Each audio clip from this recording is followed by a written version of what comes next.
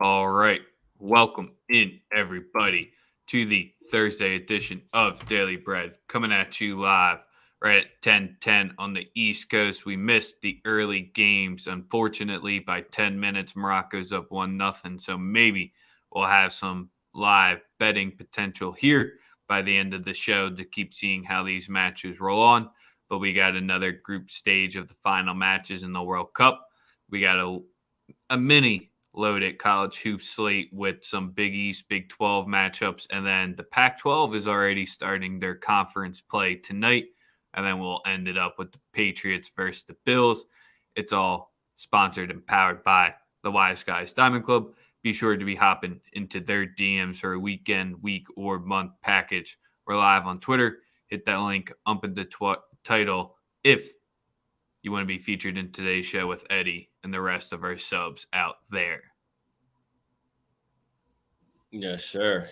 Eddie's already bringing the heat right to Sosa bright and early. You went at him last night, it seemed like, so I guess he's coming back early. He had the notifications on, so he didn't miss his second. Huh? I don't know what you talk about, man. We just a bad shooting night, man. Sometimes you need, the two start. Sometimes you need your starting backcourt, bro. Like, sorry, forgive me. Sometimes you need your starting backcourt. You know what I mean? Regular season game in fucking November. You know what I mean? Could probably use those two guys, but you got it. I guess. Whatever. Last night's NBA slate was very bad to me. I lost about 3.5 units. I'm not even gonna lie. I had a bad night.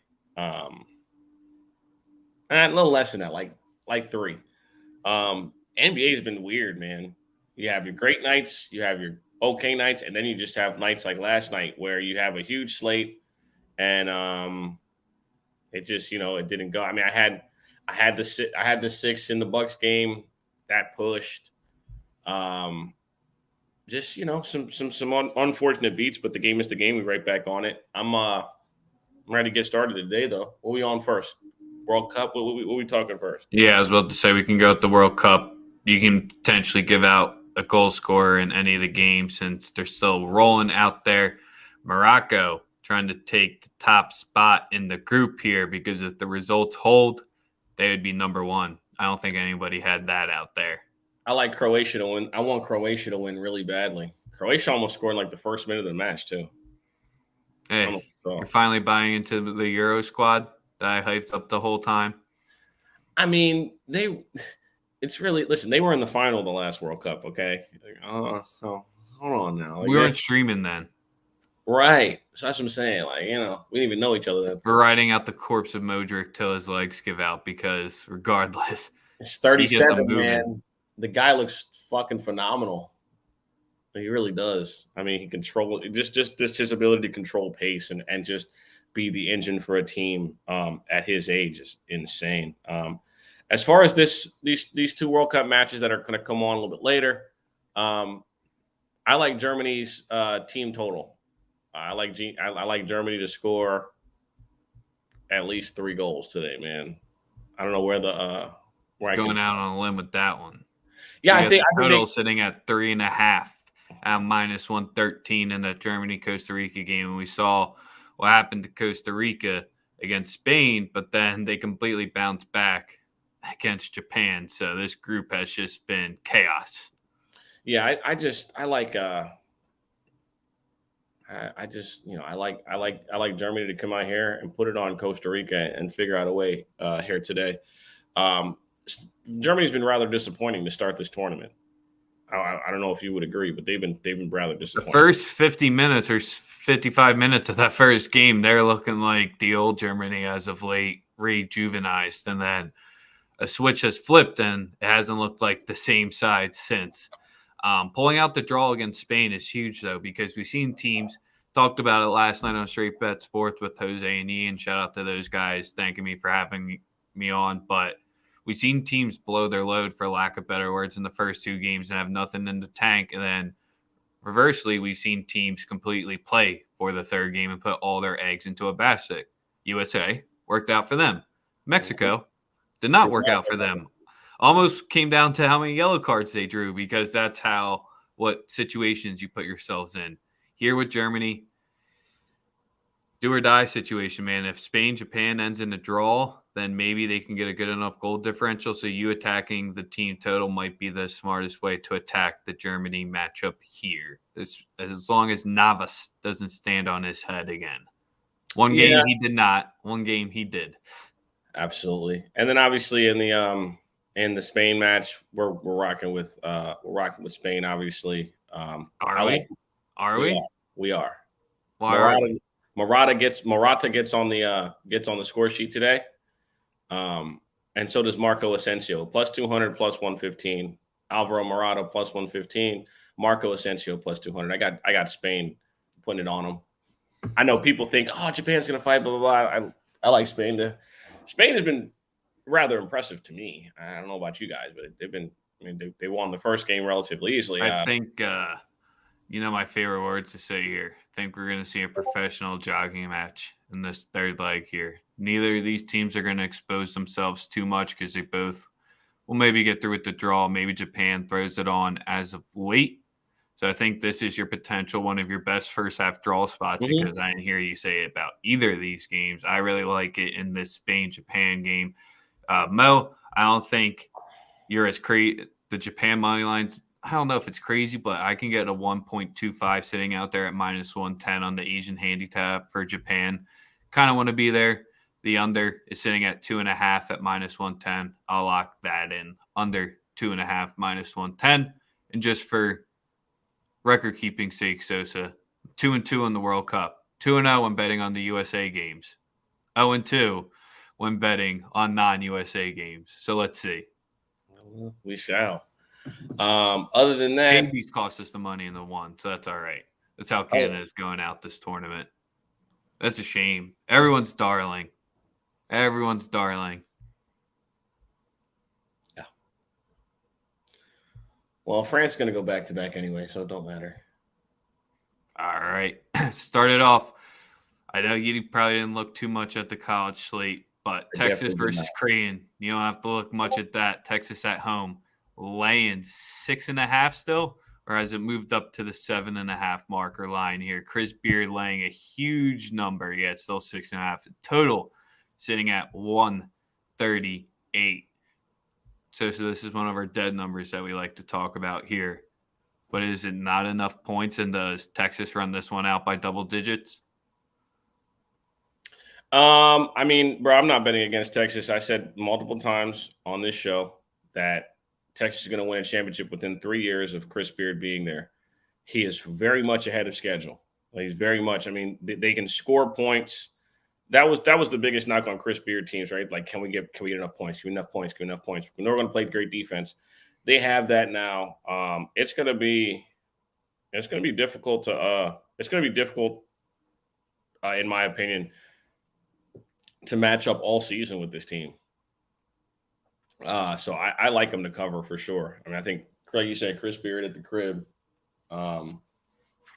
Yeah.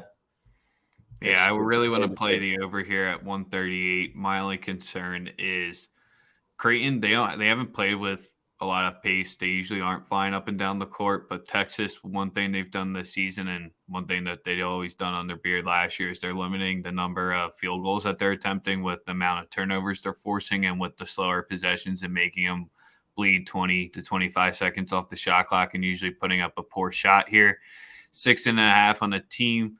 I don't want to say they're reliant by the 3 yet, but I don't think this is a team where Creighton likes to flip up the defenses, likes to apply the 2/3 pressure, the little half-ass pressure, but that's where Beard will have the offensive sets ready. I think Texas will go through a cold stretch at some point, just because they usually do have a 4 to 6 minutes lull. McDermott will get the defenses flowing at one point, but I think Texas wins.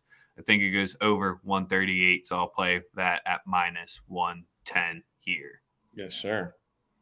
All right, so we'll go to the next game, since it's one of your other teams. You've had a pulse on the Huskies. They got Boynton, who, one of my guys out there. Squad's not getting as much respect. Probably might not get too much after tonight, since UConn's laying a hefty hefty number here. I don't know if it's warranted. I know you like UConn and their total. So what do you like, or what do you see here? Listen, they score a lot of points no matter the opponent. I wouldn't be surprised if they accomplish their team total again. I'm not personally going to bet it. I'm not personally on it.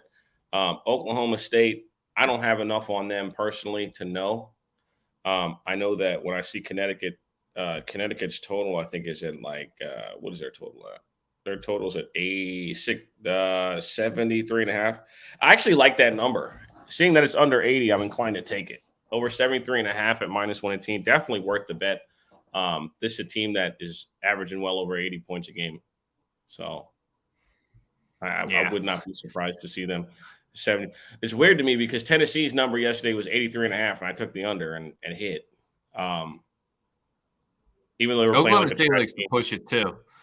Oklahoma State just can't get anything going from deep yet this year. That's really their biggest thing. They don't have the most there. The sizes could be the battle here, but we're going to see Sonogo versus Cisse, which will be a nice battle on the insides here. Both teams defend the three pretty well. So that's where I think Oklahoma State's defense, you could argue, it could be stronger than UConn's, which is why I think you see the depressed number there. Once again, if you had to force me one here, I might have to lean the under here, which is why I'm staying off it. Yes, sir. When you get these two teams that can defend the three like this, I think we have a potential to see this go under. We're taking a second over on the board here. I think this is at our prime spot because if you rocked with us last season, what did we love when we saw Kansas and or Seton Hall laying a number right at the 135, 136 marker? So we're taking the over here in Fog. Let's go. At -110, 136 -110 here in Fog Allen. As simple as that. We like our Seton Halls. We like our Kansas is over. Once you hit the 142 mark, it starts to get a little bit more rough there. But once again, we'll hit that over. Yes, sir. Not much else. I'm not getting into conference play in the Pac-12 yet. Very strange that it's happening this early. And then you really don't have any other games out there on the board that isn't there. Arizona's playing, though. Do we have to do our Morocco just scored again. Wow. Damn. Yeah, Arizona's laying 6.5 tonight. Dead number, kind of like it going into Utah. Tough road matchup here. They're not hurt, which is what we saw with Michigan State when we went 2-1 last night. Michigan State just had less people available than Notre Dame did.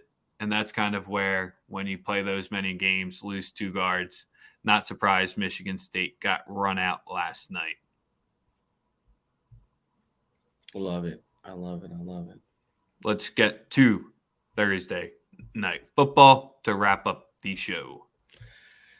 Yeah, man. May have to play a total here. Played 3 totals so far today.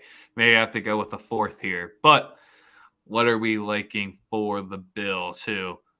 Weird travel spots, back-to-back Thursday games? When has that ever happened? It's a good question. For me, bro, I'm on the +3.5. I'm not gonna lie to you. I'm on the +3.5 with New England. This is not Josh Allen hate. It's just that I've been unimpressed. They got 2 free wins with the Browns and the by moving the game to fucking to Detroit. They got a free win against Cleveland, and then they barely beat a Detroit team that they should have probably smoked. So I'm taking the Patriots to +3.5. I think it's a close game. Belichick has played Allen great his entire career. I just think that Patriots defense at home can be ultra physical and just make it difficult for Allen to be effective. Are we going to see the triple option? We just might. Both teams. That was the one game last year when the Patriots deployed the triple option, or I think Mac threw the ball 5 times that game for 27 yards, and they came out with the dub here. Because that's where Bill ain't afraid to do shit in this game here. He's going to do everything to get that dub, and especially with the playoff spot on the line, the division, everyone's in the playoffs. This game means a shit ton for tiebreaker standings and everything like that. So it's tough to side against the dog when we get Allen the first time back outside where it ain't going to be prime conditions, but he's used to it. Listen, the defense again. I'm counting on the defense. I believe in what Belichick does. It's just a huge game for Buffalo. Buffalo's 0-2 in the division. They have 4 division games left. It's just critical that they get it done, especially with both Miami and the Jets kind of breathing down their necks. I'm taking New England with the plus 3.5. The game on Thursday night, I've never seen a more undisciplined Bill Belichick coach team in my life. They just had some really, really bad untimely penalties against Minnesota, which kind of just doomed their existence on Thursday. I'm looking at New England to bounce back here, keep it competitive. I liked what I've seen. I like what I saw from their defense from their offense on Thursday. So I look for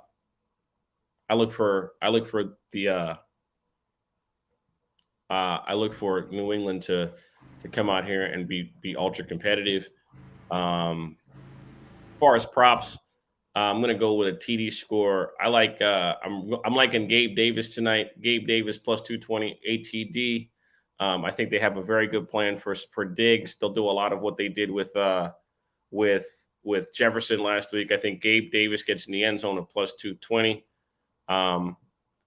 And also, I'm a sprinkle on Hunter Henry. Hunter Henry, we had a Hunter Henry sighting last week. He looks to be healthy. He looks to be good to go. I like Hunter Henry to score a touchdown for the New England Patriots, and I like Gabe Davis to score a touchdown for the Buffalo Bills. I was about to say, we had Mo and Eddie drop the same Pistons matchup. We're probably not going to talk about that game in the NBA. Total-wise here, since that's all I've been playing, I'm kind of liking the under here, and the biggest thing is, so I don't know if I had the cojones to go on the Diggs under here, because I think the only reason why we saw Jettas go off last weekend against the Patriots secondary was it's a dome. Real tough to do that with the weather conditions out here. A lot more easier to scheme against it, I know.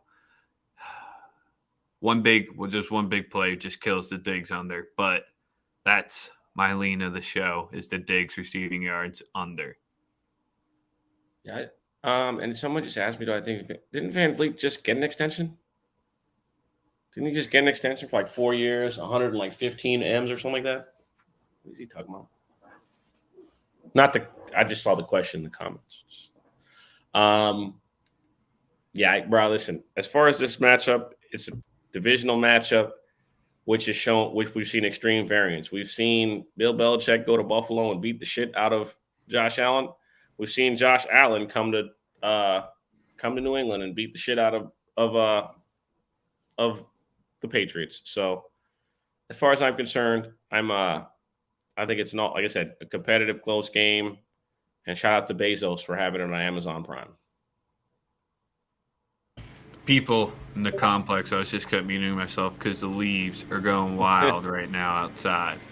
But we started off the episode with covering the World Cup games to start. I had a play on the total in Japan versus Germany. Sosa had other plays there. Then we ran through the good college hoop slates, 2 totals plays there in the Big East versus the Big 12 matchups. And then we wrapped it up with some NFL props. Yes, sir. Make sure you check out last night's episode, Straight Bet Sports. I was on there with Jose and Ian.